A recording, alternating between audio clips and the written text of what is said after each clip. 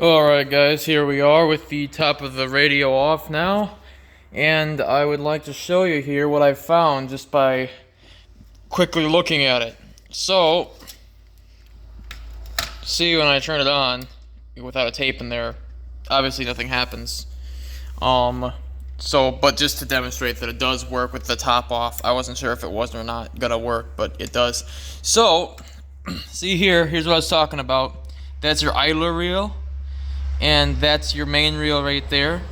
This one's supposed to spin, it's supposed to pull it that way, and this one back here is supposed to spin at the same speed that that one does, based on, see all those gears down in there.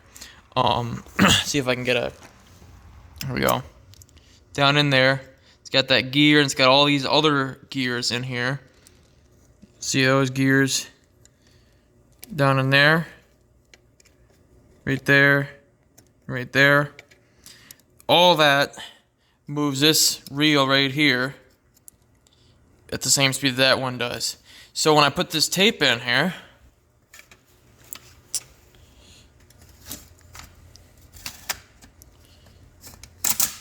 okay, it clicks in. It's not on right now. Now watch this when I turn this on. See that you can hear it.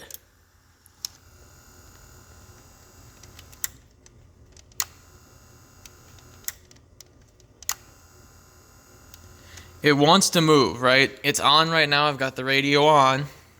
It's trying to move, but as you can see, that one is not moving, and that one is not moving.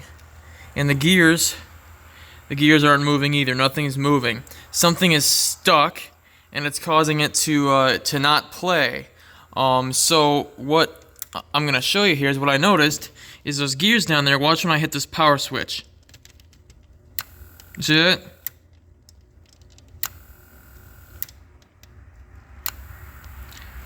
They want to move, they're trying to move, but for some reason they are unable.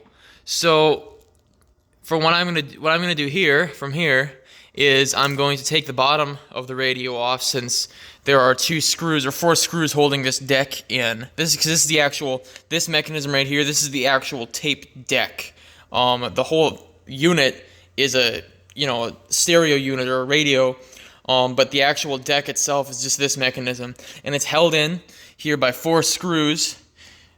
One there, one there, one there, and one there. And 2 of these you can take out from the top, but the other 2 are upside down, and you got to take the bottom off to get those screws out. I'm going to take this deck out, and I'm going to try and manually spin those reels and see if I can get them to move. And if I can't manually get them to move lightly, you don't want to force it. If you can't get them to move lightly, then there's probably a physical blockage. But if you can get them to move lightly, then the belt is probably shot.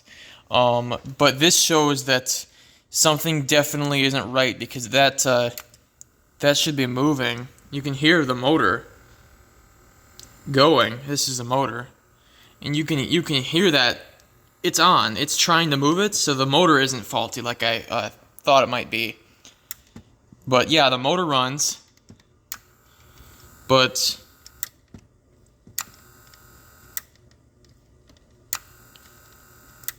the gears don't want to move.